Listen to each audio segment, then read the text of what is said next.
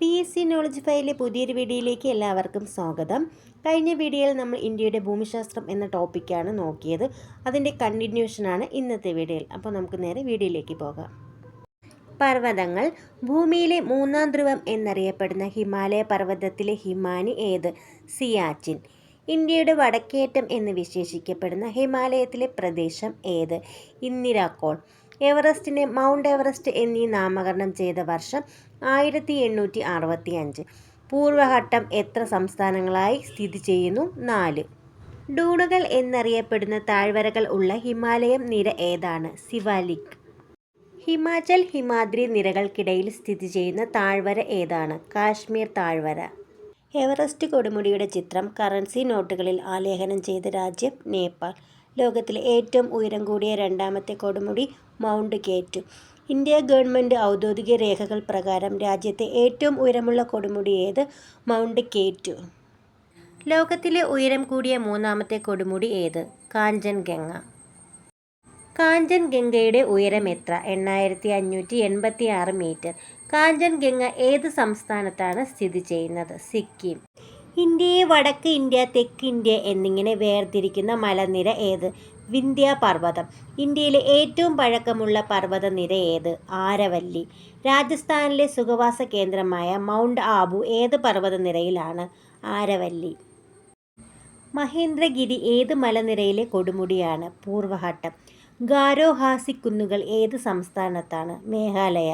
നദികൾ, സമതലങ്ങൾ. വടക്കൻ സമതലത്തിൻ്റെ രൂപവൽക്കരണത്തിന് പങ്കുവഹിച്ച പ്രധാന നദികൾ ഏതെല്ലാം? സിന്ധു, ഗംഗ, ബ്രഹ്മപുത്ര. ഏതൊക്കെ നദികൾ വഹിച്ചു കൊണ്ടുവരുന്ന അവസാദങ്ങൾ നിഷേധിക്കപ്പെട്ട രൂപം കൊണ്ടവയാണ് വടക്കൻ സമതലങ്ങൾ?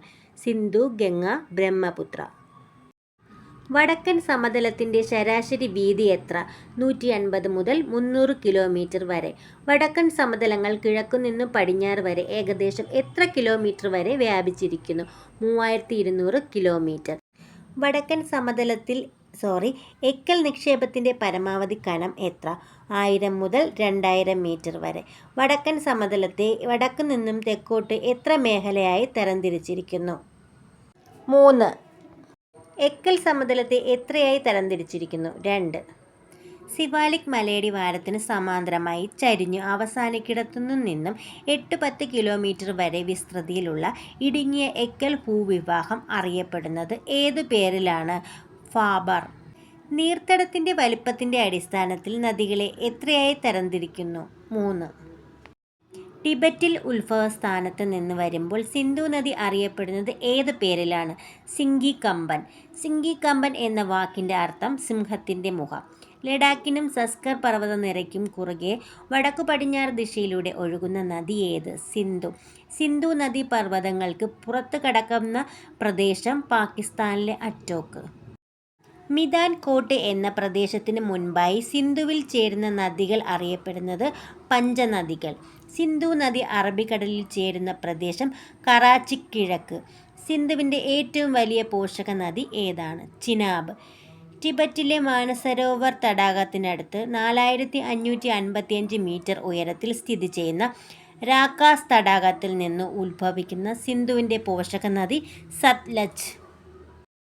ഫക്രാനഗൽ ജലപദ്ധതിയുടെ കനാൽ വ്യൂഹത്തിൽ ജലം എത്തിക്കുന്ന നദി സത്ലജ്. ഗംഗോത്രി ഹിമാനി സ്ഥിതി ചെയ്യുന്നത് ഉത്തരാഖണ്ഡിലെ ഉത്തരകാശി ജില്ലയിൽ.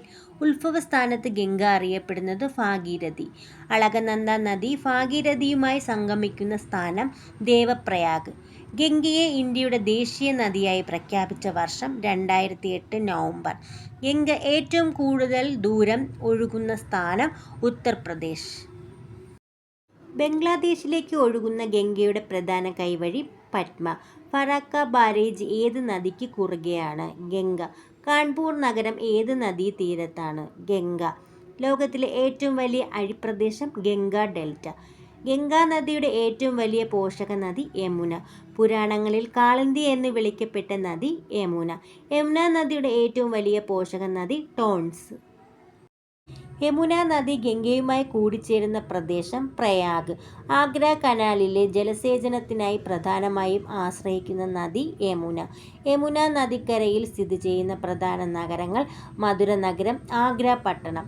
ബ്രഹ്മപുത്ര നദി ഇന്ത്യയിലേക്ക് കടക്കുന്ന പ്രദേശം ഏതാണ്? സാദിയ പട്ടണം. ദക്ഷിണ ടിബറ്റിലൂടെ ഒഴുകുന്ന ബ്രഹ്മപുത്ര നദി അവിടെ ഏത് പേരിലാണ് അറിയപ്പെടുന്നത്? സാങ്പോ. ജമുന നദി ഏത് നദിയുമായി ചേർന്നാണ് ബംഗാൾ ഉൾക്കടലിൽ പതിക്കുന്നത്? പദ്മ. ഭൂട്ടാനിൽ നിന്നും ഒഴുകിയെത്തുന്ന ബ്രഹ്മപുത്രയുടെ പോഷക നദി മാനസ്. ബ്രഹ്മപുത്രയുടെ ഏറ്റവും വലിയ പോഷക നദി സുബാൻസിരി. ഏതു നദിയുടെ കൈവഴിയാണ് ഹൂഗ്ലി? ഗംഗയുടെ. ഏത് നദിക്ക് കുറുകെയാണ് ഹൗറ പാലം നിർമ്മിച്ചിട്ടുള്ളത്? ഹൂഗ്ലി. ത്രിവേണി സംഗമത്തിന് പ്രസിദ്ധമായ നഗരം? അലഹാബാദ്.